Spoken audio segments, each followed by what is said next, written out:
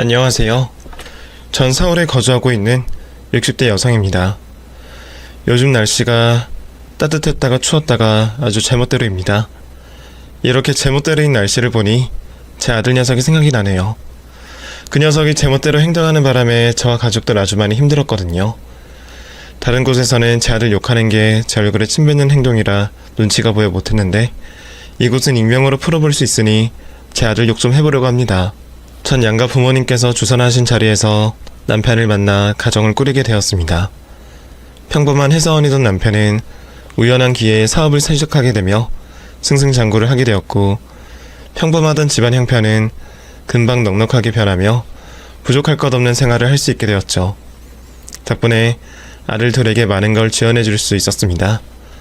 하지만 자식 농사 내 마음 같지 않다는 말이 딱 맞았던 게, 똑같은 환경에서 똑같은 지원을 해주고 있는데도 두 아들의 걷는 길이 너무도 달랐습니다. 큰아들은 남편과 제가 바랬던 것처럼 공부를 열심히 해주었지만 작은아들은 공부보다는 다른 곳에 관심이 많았죠. 자동차에 관심이 많아서 공부는 등한시했거든요. 그래서 큰아들은 명문고 명문대를 나와 남편의 도움을 받고 사업체를 차렸고, 작은아들은 자동차 부품을 다루는 곳에서 일을 했습니다. 솔직히 작은아들 머리가 안 좋은 것도 아니고 저희가 지원을 못해주는 상황도 아닌데 고집을 피우며 힘든 길을 가려는 아들이 그땐 이해가 되지 않았습니다. 아무리 자기가 좋아하는 일이라고 하지만 말이죠. 그래도 작은아들의 진로를 빼며 두 아들을 모두 반항 한 번 없이 저희들 말에 따라 잘 자라주었습니다. 그래서 제 인생과 우리 가정을 만족하고 지냈죠. 그러던 중 큰아들이 진지하게 만나고 있는 여자친구라며 저에게 먼저 소개를 시켜주겠다고 했습니다. 결혼을 할 나이가 되었던 큰아들이었기 때문에 이번 만남이 며느리가 될 아이와 첫 만남일지도 모른다는 생각이 들며 저도 제법 긴장을 하게 되었죠. 그렇게 저 역시 긴장을 하고 나간 자리에서 만나게 된 아들의 여자친구는 어딘가 모르게 낯익은 얼굴을 하고 있었습니다. 누굴 닮았다거나 스쳐 지나가며 본 낯익음이 아니었습니다. 분명 어디선가 얼굴을 맞댔던 것 같은데 도저히 누군지 떠오르지가 않았죠. 혹시 아들 여자친구는 날 기억하고 있지 않을까 싶어 제가 먼저 물어보게 되었습니다. 그런데 내가 아까 전부터 물어보고 싶은 게 있어서요. 내가 너무 낯이 익어서 그러는데 혹시 나 어디서 보지 않았어요? 분명 자주 본 얼굴 같은데 내가 기억이 안 나서. 그러세요? 근데 전 오늘 어머님을 이 자리에서 처음 뵙는데 아마 제 얼굴이 너무 밋밋해서 그렇게 생각하시는 것 같아요. 제가 여기저기 다 닮았다는 이야기를 자주 듣거든요. 저는 분명 어디선가 본 것 같은데 상대방이 아니라고 하니 별 수가 없었습니다.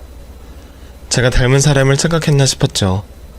어쨌든 그날 만났던 아들의 여자친구는 그 일 말고도 여러모로 기억에 많이 남는 아이였습니다.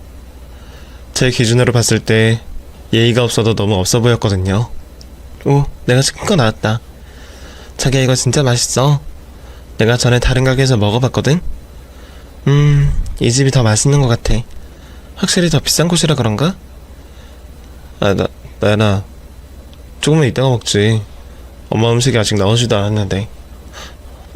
어머님 죄송해요. 제가 너무 배가 고파서. 전에 같은 음식을 너무 맛있게 먹어서 제가 잠시 흥분한 것 같아요. 죄송해요. 아니에요. 내 음식이 언제 나올 줄 알고 맛있을 때 먼저 먹어요. 그렇죠? 역시 어머님께서 뭘 좀 아시네요. 음식은 막 나왔을 때가 가장 맛있잖아요. 그럼 저 실례 좀 하겠습니다. 말은 그렇겠지만 식사 예절이 참 없다고 생각했습니다.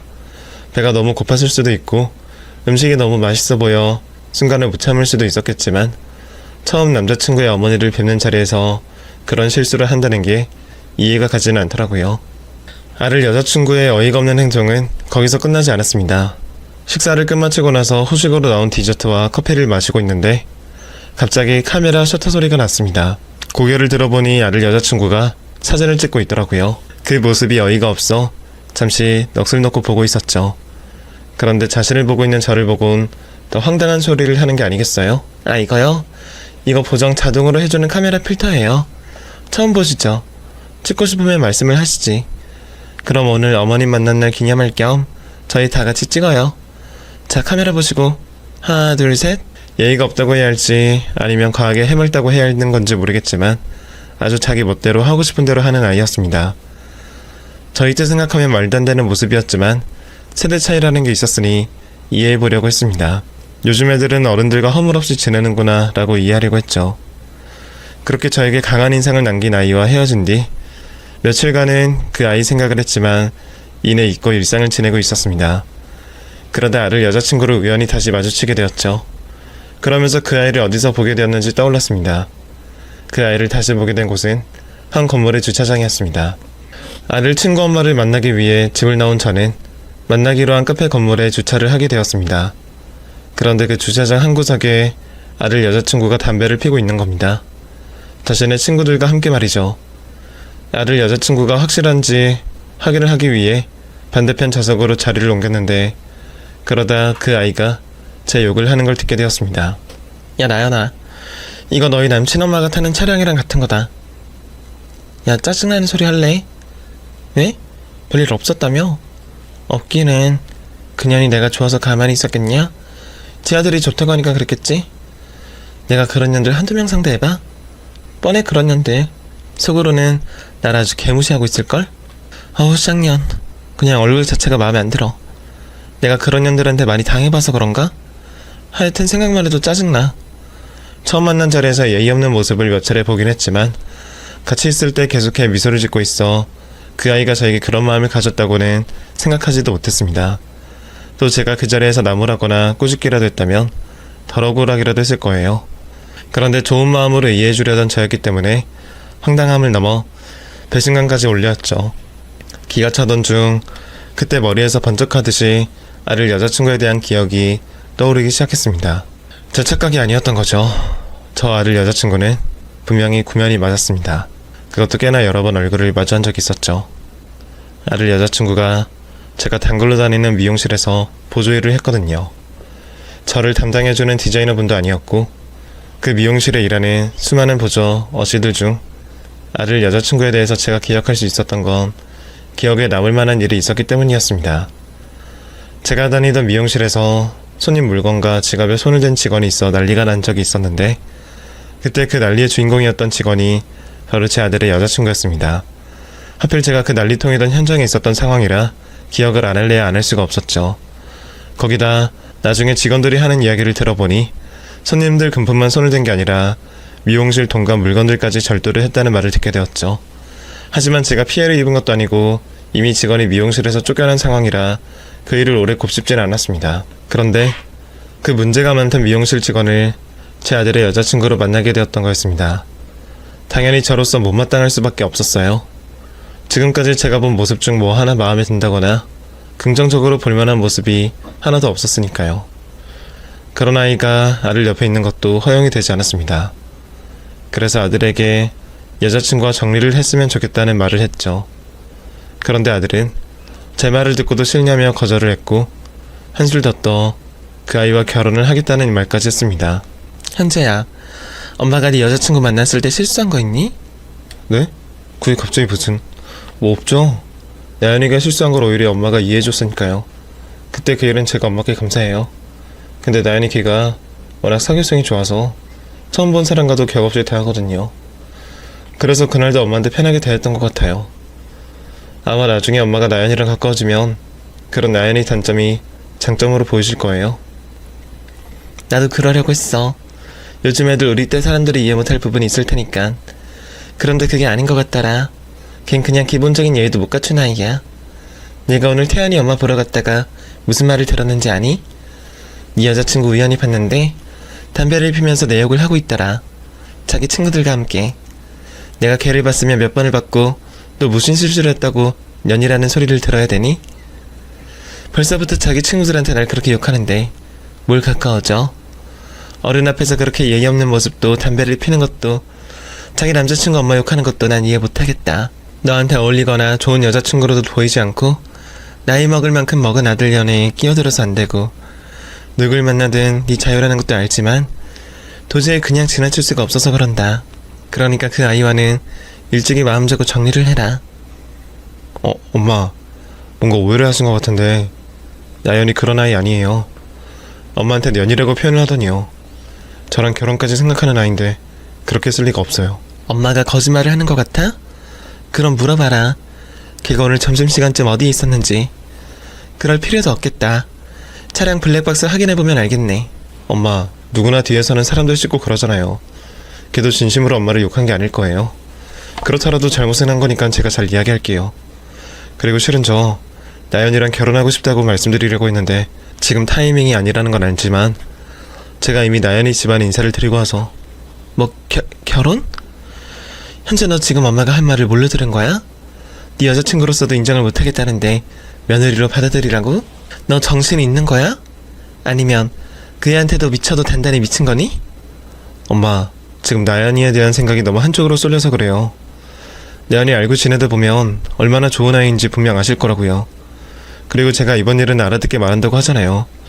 벌써 나연이 집안에서는 결혼하는 걸로 알고 계시는데 이제 와서 시간이 필요하다, 엄마가 반대를 한다, 이런 말 어떻게 해요? 이번 일만 눈 감아주세요. 제 말은 하나도 통하지가 않았습니다.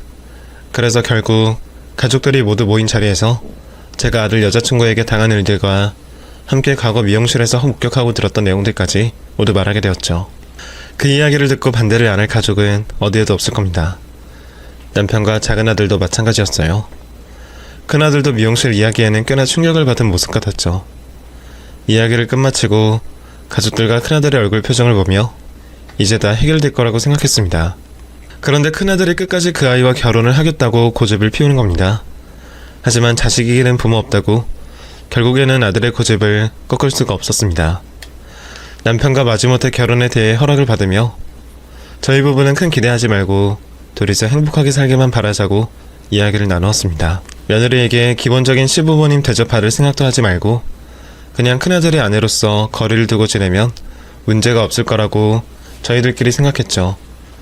저희 결혼 허락이 떨어지자 아들은 며느리를 집으로 데리고 와서 인사를 시켜줬습니다.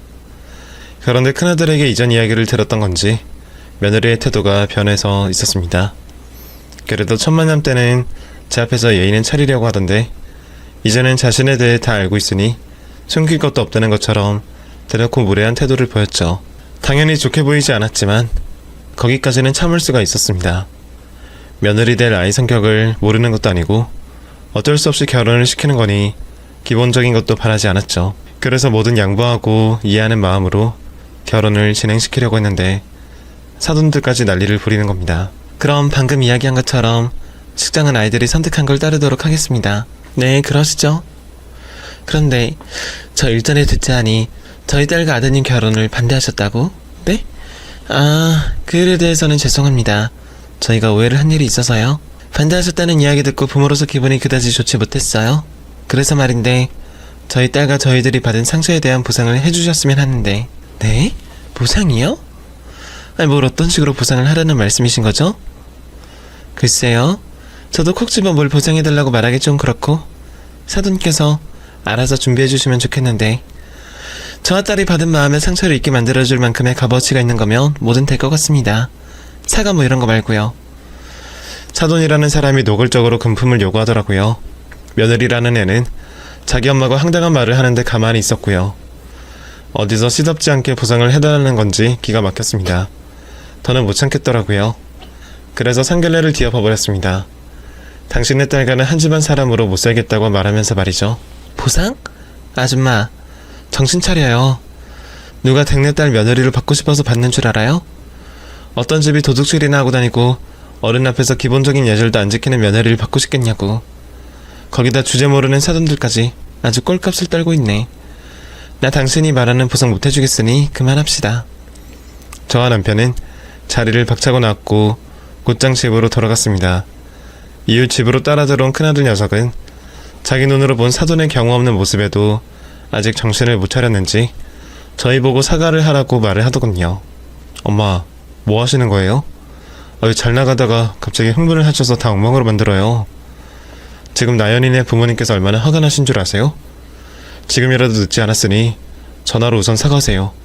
사과만 하시면 그 다음은 제가 어떻게든 해볼 테니까. 뭐? 너 정신이 있는 놈이야? 옆에서 뭘 봤어?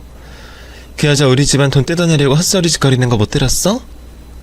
그쪽에서 기분 나쁠 만한 일이니까 그렇게 나온 거죠. 그러게 왜 헤어지라 말을 간섭을 하시고 지난 일을 들추세요? 형, 적당히 좀 해. 부모님께서 뭘 다 양보해야 되는 건데 처음부터 문제 있는 여자를 안 데리고 왔으면 이런 일 없었잖아. 여보? 너 지금 뭐라고 했어? 네 형수 될 사람한테 문제 있는 여자? 아, 이 새끼가 이씨.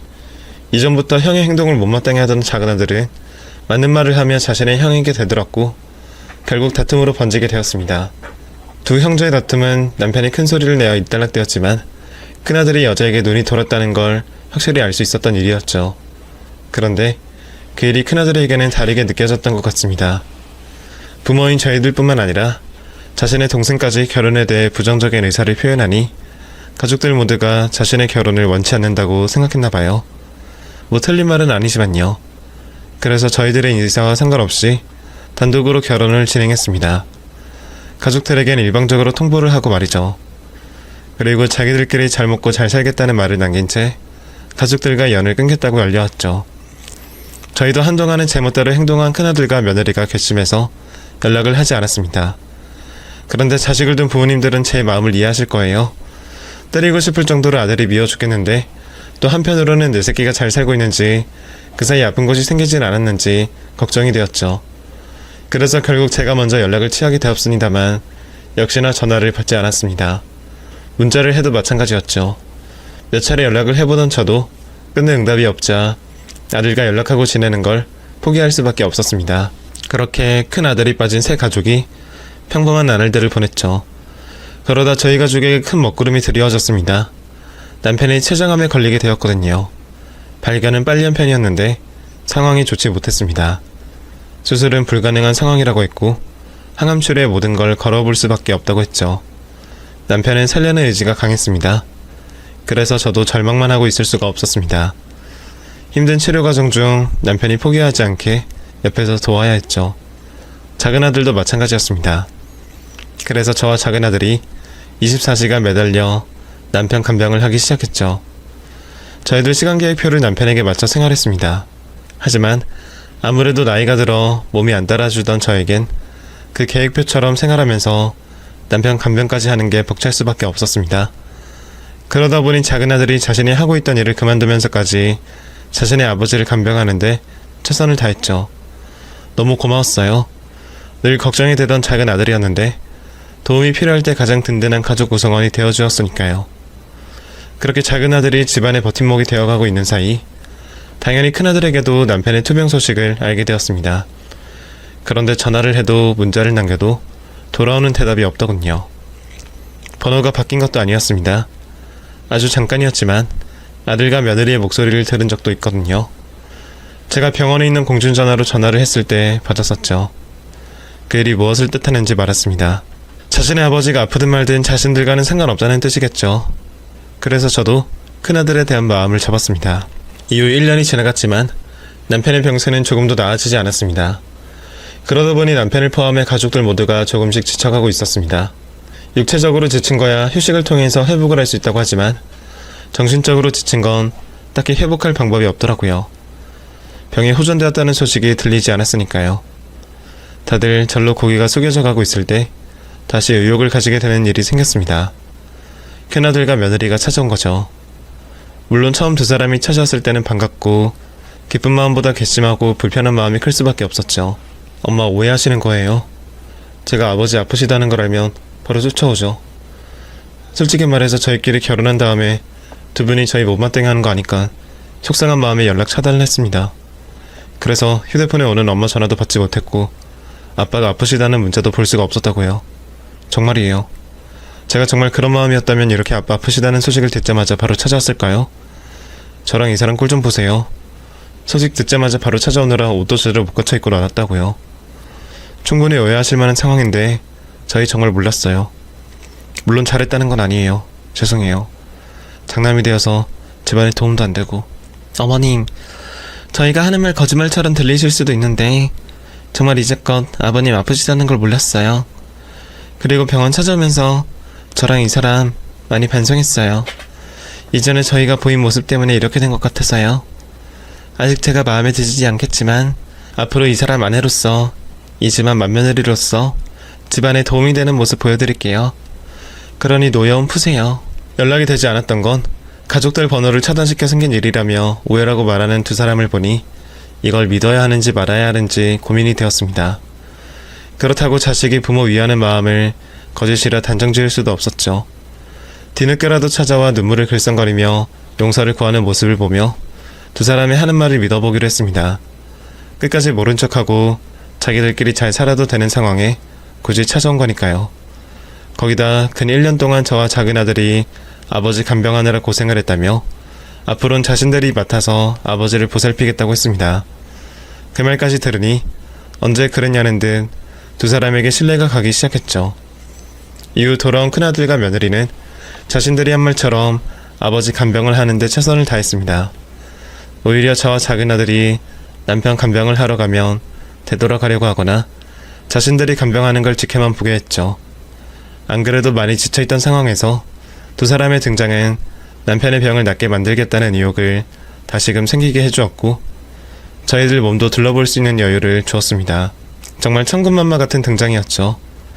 이후 큰아들은 장남으로서 집안 대소사를 맡으며 점점 더 믿음직한 모습을 보였습니다.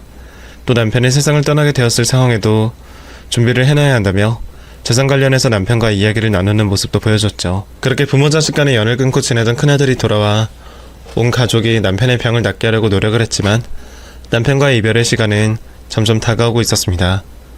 치료를 받던 병원에서도 더 이상의 치료는 의미가 없다고 설명해줬죠.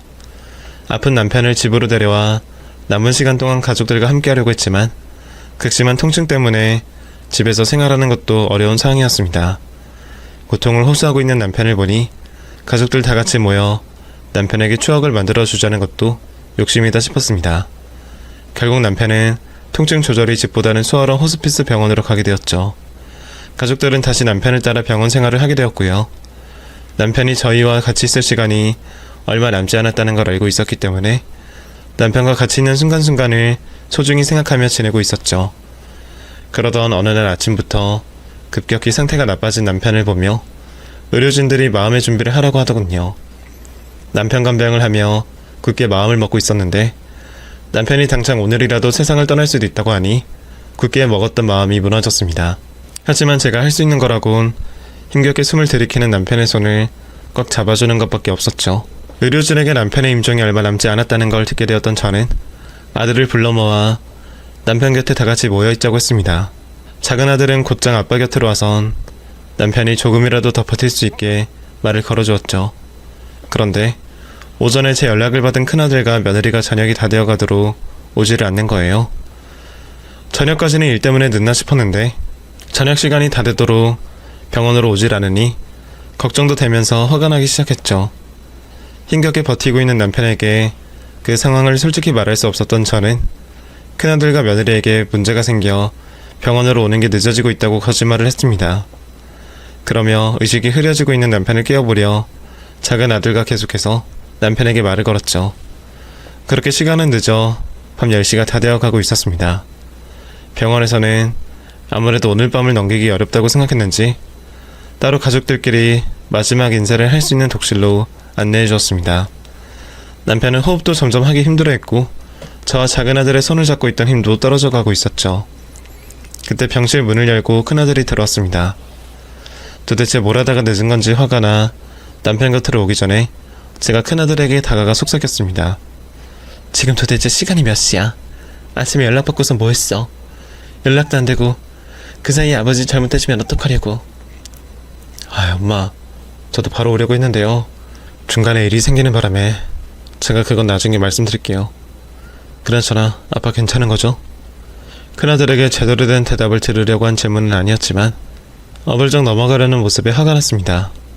그런데 그보다 더 저를 분노케 했던 건 아들 입에서 흘러나오는 알코올 냄새 때문이었습니다. 씻고 있던 껌 때문에 냄새가 가려지긴 했지만 분명 술 냄새가 났었습니다. 이제까지 술을 먹다 늦게 온 건가 싶어 화가 났지만 그 방 안에서 큰아들을 나무랄 수가 없었습니다. 임종하던 남편이 있었으니까요. 이 일은 나중에 두고 보자는 눈빛을 가지고 옆에 있던 며느리를 째려보게 되었죠. 며느리도 찔리는 게 있는지 아니면 늦게 찾아온 일에 대해서 미안한 건지 제가 보내는 눈빛을 피하며 고개를 숙였죠. 반면 큰아들은 제가 눈치를 못 챘다고 생각하는지 남편에게 다가갔습니다. 그리곤 어이없는 말을 내뱉더군요. 아빠, 땅 정리는 다 됐죠? 근데 제가 말했던 것처럼 제 앞으로 돌려놓으셨으면 이제 문제없어요. 제가 가족들을 위해서 다 알아서 할 거니까. 그럼 이제 그 땅들 다칠 겁니다. 아들의 입에서 황당한 말을 듣게 되자 어이가 없어 무슨 반응을 못하겠더라고요. 도대체 남편과 큰아들 사이 무슨 말이 오갔길래 대뜸 땅 정리에 대해서 말이 나오는 건지. 남편과 큰아들이 재산 관련하여 이야기를 나눈다는 건 알고 있었지만 어련히 남편이 잘 정리해주겠지 싶어서 신경을 끌고 있었습니다. 그런데 다른 것보다 제가 어이가 없었던 건 임종을 앞둔 아버지에게 큰아들이 돈 이야기를 먼저 꺼냈다는 거였습니다. 사실 정신이 똑바로 바뀐 자식이라면 아버지에게 고마웠다거나 사랑한다거나 그런 말들을 해야 하잖아요. 앞으로는 보고 싶어도 볼 수가 없을 아버지였으니까요. 그런데 숨이 다해가는 아버지를 보고도 대뜸 돈 이야기를 하며 슬퍼하는 모습이 하나도 없자 제가 기가 막힐 수밖에 없었죠. 너무 어이가 없어 해맑은 아들의 얼굴을 뻔히 보고 있던 사이 남편이 겨우겨우 없는 힘을 짜내어 큰아들에게 대답을 했습니다. 다 정리했다. 이제 너에게 돌아갈 재산 하나도 없을 거야. 네 무덤 네가 판 것이니 누구 원망을 생각하지 말아라. 그리고 현욱이 네가 지금까지 고생 많았다. 네 덕분에 편히 눈 감겠구나. 내가 죽고도 너희 엄마 잘 보살펴다오. 여보, 나 간병하느라 고생 많았어. 당신한테 평생 내 뒤치다거리 하게 만든 것 같아서 너무 미안하네. 앞으론 당신 하고 싶은 거 마음껏 하고 살아. 여보, 내가 당신 많이 사랑하는 거 알지? 그래도 당신은 이곳에서 현욱이와 오래오래 행복하게 지내다가 와. 아버지, 무슨 말씀하시는 거예요? 내일도 저희와 같이 있을 건데 말씀 그만하세요. 힘드세요. 남편은 자신의 죽음이 다가왔다고 생각했는지 가족들에게 작별 인사를 하고 있었습니다. 그러자 작은 아들은 남편에게 힘을 내라고 했고 저는 남편에게 달려가 얼굴을 쓰다듬으며 한 손으론 손을 꽉 잡아주었죠. 1초라도 남편과 더 시간을 보내려는 저희와 달리 큰아들은 방금 남편에게서 들은 말을 재차 확인하려고 했습니다. 정영욱, 너 나와봐. 아빠, 방금 하신 말씀 뭐예요? 저한테 돌아갈 돈이 없다고요? 아니, 그게 무슨 말씀이세요? 저희 다 얘기 끝난 상황이잖아요. 도장까지 찍고. 아빠? 아빠? 임종을 앞둔 아버지에 대한 존중이 없는 큰아들의 모습에 제가 화를 내려 했지만 남편이 아무런 대답이 없자 뭔가 이상함을 느끼게 되었습니다. 남편을 바라보니 고개가 숙여진 뒤였습니다. 급히 심전계를 보니 반응이 없었습니다. 다급히 작은 아들과 제가 남편의 팔과 다리를 주무르며 남편과 보낼 수 있는 시간을 조금이라도 더 벌어보려고 했죠. 하지만 남편은 다시 눈을 뜨지 못했습니다. 남편이 저에게 보내는 마지막 말에 아직 대답도 하지 못했는데 나도 남편을 사랑했다고 하늘나라에서 기다려달라는 말 외에도 남편에게 해주고 싶은 말이 많았는데 남편은 제 이야기를 듣지도 못하고 세상을 떠나버렸습니다. 그동안 병실에 있는 남편 곁에 있으며 참 많은 말을 했다고 생각했습니다. 그런데 막상 남편이 떠나자 못해준 말들이 너무 많았다는 걸 깨달았습니다. 그래서 남편 귀에 입을 대고 머릿속에서 생각나는 말을 해주었죠. 그렇게 마음의 준비가 되어 있지 않았던 저는 제 의지와 상관없이 남편을 떠나보내야 했습니다. 이후 곧바로 남편의 장례를 치르게 되었고 수많은 종문객들이 찾아와 세상을 떠난 남편의 명복을 빌어주며 저와 아들들의 슬픔을 위로해 주었죠. 장례식을 찾아와준 고마운 분들로 인해 남편을 잃은 슬픔을 반으로 나눌 수 있었지만 장례를 치르는 그 3일이 어떻게 흘러갔는지 모를 정도로 정신은 없었습니다. 정신을 차려보니 화장터였고 다시 정신 차려보니 남편의 장례를 치렀던 병원 앞으로 와 있었죠. 남편의 입간까지 곁에 있어주었던 친척분들과 지인분들에게 인사를 하고 나니 그제서야 내 남편을 떠나보냈구나 싶었습니다. 또 장례를 치르는 내내 엄마로서 제 역할을 못한 것 같아 아들들에게 미안했습니다. 작은 아들이야 저와 같이 집으로 갈 테니 수고했다는 말을 집에 가서 하면 되었지만 큰아들은 자신의 집으로 돌아가야 하니 그 자리에서 수고했다는 말을 전하려고 했죠. 그런데 주변의 친척들과 지인들이 돌아가자마자 큰아들이 저에게 먼저 말을 걸었습니다. 꼭 이때를 기다렸다는 듯이 말이죠. 엄마, 아빠 돌아가시기 전에 하신 말씀이 뭐예요? 저한테 돌아갈 재산이 없다니? 제가 뭘 잘못 들은 거예요? 이 사람도 옆에서 그렇게 들었다고 하는데 아빠한테 들으신 거 없어요? 재산에 대해서요. 아빠가 엄마한테 아무 말도 안 하진 않았을 거 아니에요. 엄마는 아무것도 몰라. 재산 이야기는 너랑 아버지가 나누고 있었던 거 아니야? 그리고 너 네 아버지 임종 전에 한 행동 가지고 내가 할 말이 있는데 그건 다음에 하도록 하마. 우선 아버지 장례식 치르는 내내 고생했다.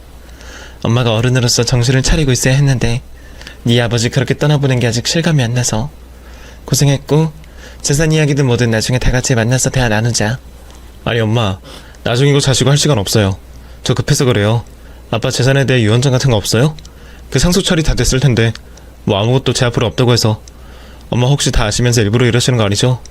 엄마 아빠 재산에 욕심 있어요? 뭐? 나 아버지 임종 전부터 왜 그래? 그때도 아버지께 사랑한다고 100번 말해도 모자랄 판에 땅 이야기를 꺼내고 이제는 뭐? 엄마 보고 아빠 재산에 욕심 있냐고? 너 지금 엄마한테 그게 할 소리야? 엄마 네 아버지 잃었어. 엄마 곁에 평생 같이 있어줄 거라고 생각한 내 남편 네 아버지 잃었다고. 그런데도 그딴 소리를 해? 엄마, 나도 진짜 급해서 그러지. 아빠 장례식 치른다고 3일이나 허비했잖아. 아버지 땅이랑 재산도 어떻게 된 건데 엄마는 알 거 아니야. 어머님, 이 사람이 지금 상황이 좀 좋지 않아서 흥분한 것 같아요. 죄송해요. 그런데 저희 정말 상황이 너무 급해서 그런데 아버님 상속권 어떻게 된 건지 혹시 알아봐 주시면 안 될까요? 이것들이 정말 너희들 그 돈 때문에 네 아버지 간병한다고 찾아온 거야? 그랬던 거니? 그리고 나 네 아버지 재산에 대해서 모른다. 네 아버지가 상속권에 대해서 들은 적이 없어. 남편 재산 상속에 대해서 아무것도 모르고 있는 저에게 재촉을 하듯 따져 묻는 큰아들과 며느리를 보니 남편 재산 때문에 이것들이 연락을 해왔나 싶었습니다.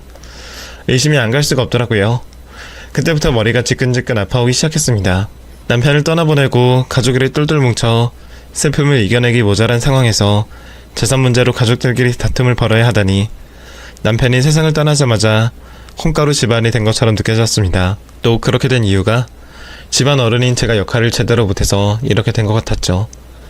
남편의 재산 상속에 대해 아무것도 모르는 상황인데 이걸 어디서 어떻게 풀어야 하나 난감해하던 차에 형과 제가 실랑이를 벌이고 있는 모습을 본 작은 아들이 뛰어왔습니다. 그리고 형을 손을 밀쳐 넘어뜨렸죠. 미쳤어? 지금 뭐 하는 거야? 뭔데? 뭐길래 이번에 어머니를 못살게 굴어? 이게 아빠 돌아가셨다고 눈에 뵈는 게 없나, 씨. 야, 너 미쳤어? 됐고, 아무것도 모르는 넌 빠져라. 나랑 엄마가 해결할 문제니까. 엄마, 이거 보세요. 엄마가 입 닫고 있어봤자 가족들끼리 다툼만 나지 좋을 게 하나 없다고요. 아빠 재산 상속에 관해 엄마가 다 아시잖아요. 그냥 지금 솔직하게 말해주세요. 나중에 법적인 문제 들먹이고 이러면 좋겠어요? 제가 걱정하던 형제들 간의 다툼으로 번질 것 같아 작은 아들을 말리려고 했는데 작은 아들이 다 알고 있다는 듯이 자신의 형에게 말을 했습니다. 아버지 재산 관련된 이야기라면 나랑 해야지, 어머니가 아니라. 그리고 더 말할 건 있어? 그때 아버지께서 마지막으로 남기신 말 다 들었던 거 아니야? 네 앞으로 돌아갈 재산 하나도 없어. 너 스스로도 동의한 사실이잖아. 그러니까 괜히 가족 위하는 척 하려고 들지 말고 꺼져. 뭐? 야 정영욱, 그게 무슨 소리야? 너 아빠가 나한테 한 말 무슨 뜻인지 알고 있어? 근데 왜 아빠가 그걸 너한테 말해?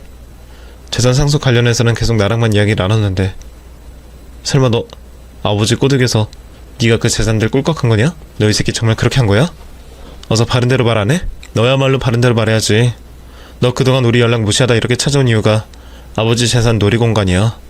네 사업 말아먹어서. 그래서 그 잠깐 효자 노릇하다 돈 꿀꺽하려던 놈은 너였잖아. 아버지도 생전에 다 알고 계셨어. 무슨 소리야 이게, 어? 어디서 헛소리를 나불거려. 야, 너 아빠 안 계신다고 없는 말 지어내고 형한테 야라고 하고 아주 막 나간다, 어? 그래? 그럼 아버지가 직접 녹음하신 이 증거 듣고 이야기해보자. 여기서 나오는 목소리가 뭐라고 하는지 들어보자고. 작은 아들은 남편의 유품이었던 휴대폰을 들곤 녹음된 소리를 틀었습니다. 그리고 그곳에서 앞에 있는 큰아들의 목소리가 들려왔죠. 야 경수야, 형님 조만간 다시 사업 시작할 것 같다. 그러니까 내가 다음번에 전화하면 우리 쪽 물건 좀 많이 땡겨서 가져다줘. 어? 뻥카? 야, 내가 너한테 뻥카를 왜 치냐? 정말 곧 돈이 생긴다니까? 너도 예전에 들어서 알 거 아니야. 우리 부모님이 돈 좀 있는 거. 얘기가 잘 돼서 도움을 받을 수 있을 것 같아. 진짜 거짓말 아니래도, 어? 연은 끊긴 끊었는데 부모 자식 간의 연이 그렇게 잘 끊어지겠냐? 그리고 지금 우리 아빠가 곧 돌아가실지도 몰라. 그래서 나랑 내 와이프랑 병원 들락날락거리면서 개고생을 하고 있잖아. 어?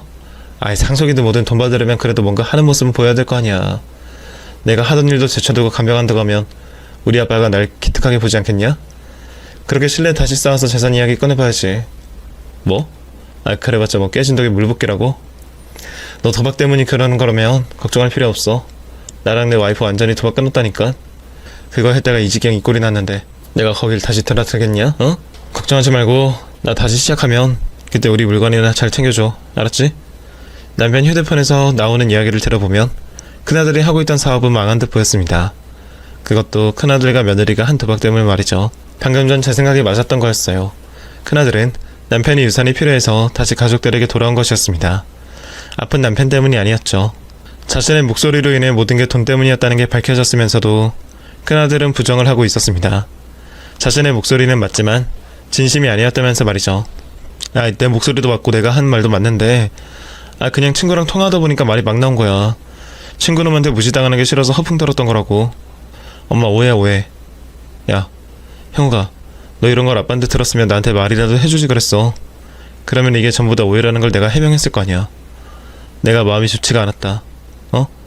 아빠가 내 진심도 모르고 오해를 하신 채 돌아가신 거잖아. 오해? 오해는 무슨 오해? 아버지께서 나한테 한번 알아보라고 하셨어. 너 사업은 어떻게 된 건지, 너랑 저 여자가 했다는 도박은 무슨 말인지. 그래서 내가 알아봤더니 네가 한 말 그대로던데? 잘하던 사업 저 여자가 꼬신 도박에 발들였다가 망한 거 맞잖아. 내가 다 확인했어. 도박판에서 같이 놀던 놈들한테 직접 물어봐서. 그리고 너 빚이 얼마나 있는지도 알아봤는데 그건 알아보다 중간에 그만둬야 되겠더라. 너무 많아서. 너 그래서 아버지께 장남 어쩌고 저쩌고 하면서 재산 이야기 꺼낸 거지? 설령 네가 믿음직한 장남처럼 보인다고 해도 아버지가 재산을 너에게 맡기겠냐? 아버지께서는 널 믿고 재산을 주시겠다고 한 게 아니라 네 욕망을 가지고 이용하시려고 속아주는 척을 하셨던 거야. 알아? 너 아까 내가 한 말 기억나? 너 스스로 동의했다고. 네가 기억을 해보면 잘 알겠지만 너 스스로 아버지 재산 다 포기한다고 했어. 이게 입 밖으로 튀어나오면 다 말인 줄 알아. 야, 나 그런 거에 동의한 적 없어. 그리고 설령 아버지가 나한테 재산 안 주실 생각이셨다고 해도 법적으로 그럴 수가 없어. 알아? 돌아가시기 전에 딱 내 앞으로 돌려주신다고 한 것도 있고 그래 유류분 권리인가 뭔가 하여튼 뭐 나도 자식으로서 상속받을 권리 있다고. 소송하면 일정 부분 줘야 한다고. 알아? 그래 내가 말하는 것도 그거야. 네가 상속 관련된 서류라고 생각해서 신나게 사인했던 그 서류. 그 서류가 상속 포기 서류였던 거야. 물론 그 위에 다른 종이들이 있어서 제대로 확인을 못했겠지만. 뭐? 거짓말. 너 이 새끼 돈 욕심나서 형 속이려고 하는 거지. 그게 말이 돼? 그리고 내가 뭔지도 모르고 서명한 서류가 법적 효력이 있을 것 같아? 그걸 누가 증명할 건데? 나도 그 자리에 없었는데. 너랑 아버지 간의 일이야. 네가 손수 사인한 서류는 공증까지 되어 남아있고. 왜? 아픈 아버지가 강제로 시켰다고 하려고? 소송을 하든 말든 네 마음대로 해. 어차피 결과는 똑같을 거야. 이 쓰레기 새끼야. 그랬습니다. 남편은 큰아들의 속내를 알고도 속아주고 있었던 겁니다. 자신의 꾀에 자신이 넘어가도록 말이죠. 그래서 작은아들을 시켜 큰아들이 어떤 상황에 있는지, 어떤 속내인지 더 확실히 알아보고 이런 계획을 짰던 것 같네요. 스스로 상속 포기 서류에 사인을 했다는 사실에 큰아들은 충격을 받은 모습이었습니다. 동생이 자신 있는 모습으로 집안 재산 중 일부라도 가져가고 싶다면 무엇이든 해보라고 하자 더욱더 절망하는 모습을 보였죠. 그런데 그때 절망을 하고 있는 큰아들의 뺨을 며느리가 내려쳤습니다. 예상도 못한 상황이었고 너무 순간적이라 저뿐만 아니라 작은 아들까지 깜짝 놀랐죠. 큰아들은 말할 것도 없었습니다. 마치 날벼락을 맞은 것처럼 정신이 번쩍 든 모습을 하고 있었습니다. 야, 이 등신아. 너는 아픈 사람 옆에서 가만히 있는 것도 못해서 일을 이렇게 만드냐? 다 된 죽에 코를 빠뜨려도 정도껏 해야지. 그 입을 가만히 못 있어서 일을 망쳐? 그리고 너 머리가 어떻게 된 거 아니야? 서류에 사인을 하는데 무슨 내용인지는 봐야 될 거 아니야. 그때 네가 똑바로 확인했으면 뭔 방법을 썼을 거 아니야. 야, 너 어떻게 할 건데? 너만 믿으라며. 지금까지 이 고생하면서 오늘만 바라보며 참고 있었는데 앞으로 어쩔 거냐고, 이 바보 등신아. 나도 이제 알았잖아. 생각 좀 하자, 생각 좀. 그리고 이게 내 탓이야? 다 내 탓이냐고. 따지고 보면 누구 때문에 이 모양 이 꼴이 난 건데. 사업 잘하고 있는 남편 꼬셔가지고 도박장에 드나들게 한 사람이 누구냐고. 야, 나는 적어도 너한테 책임을 전까진 않았어. 알아? 나도 잘못했으니까. 그래서 내 선에서 해결하려고 우리 아빠 간병하자는 생각까지 한 거 아니야. 그런데 넌 뭘 했는데? 너네 집안에 이렇게 비밀구석이나 있어? 개뿔 뭣도 없는 게. 남편 잘 만나서 잠깐이나마 떵떵거릴 수 있었으면 고마운 줄 알아야지. 이게 남편 뺨을 때려? 그리고 너 입 함부로 놀리지 마라. 나도 겨우 참고 있는 거니까. 아이고 등신 새끼. 꿀에 자존심은 있는 모양이지? 야, 내가 네 사업할 돈까지 거기다 갖다 바치라고 했냐? 네가 네 손으로 한 짓을 왜 나한테 지랄이야. 그리고 나도 너 아니었으면 더 좋은 남자 만나서 더 떵떵거리고 살았어. 알아? 뭐? 인연이 정말 보자보자니까. 자기들끼리 네 잘못이니 내 잘못이니 따지고 싸우니 저와 작은 아들이 끼어들 틈도 없더라고요. 옆에서 보아하니 이혼 이야기도 나오고 서로 손찌검까지 하고 있어 더는 그 자리에 있지 않기로 했습니다. 똥 묻은 개와 겨 묻은 개가 다투고 있는데 그런 모습 봐서 뭐 하겠어요. 내 속만 더 터지지. 아들과 며느리라고 생각했던 것들에게 마음의 상처는 받긴 했지만 더 큰 화를 남편의 지혜로 피할 수 있었고 금전적인 피해도 입지 않았기 때문에 그냥 그 둘을 잊기로 했습니다. 오히려 처음부터 돈이 필요하다, 과거 일에 죄송하다는 식으로 접근을 했더라면 저도 자식과 연을 끊는 게 쉽지 않았을 겁니다.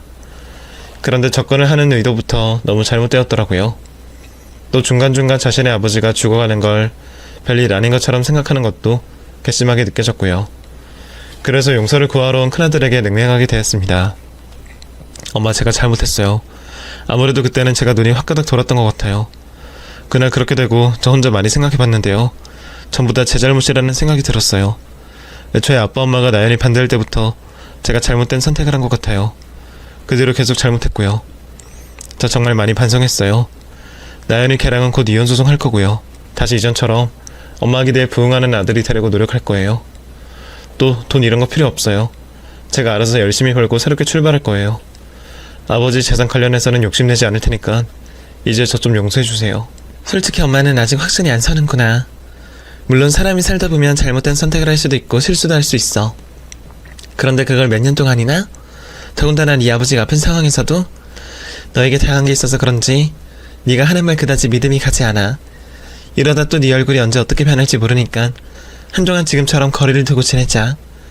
그러다 너가 정말 정신을 차렸다고 느껴지는 순간이 되면 자연스레 우리들 서로가 만나게 되겠지. 너무 서운해하지 마라. 이게 전부 네가 선택해서 벌어진 일이니까. 사실 그때 아들이 하는 말도 진심인지 거짓인지 헷갈렸습니다. 며칠 전까지 아들에게 속아온 걸 생각하니 진심으로 반성을 했다는 말, 후회한다는 말 전부 거짓말처럼 들리더라고요.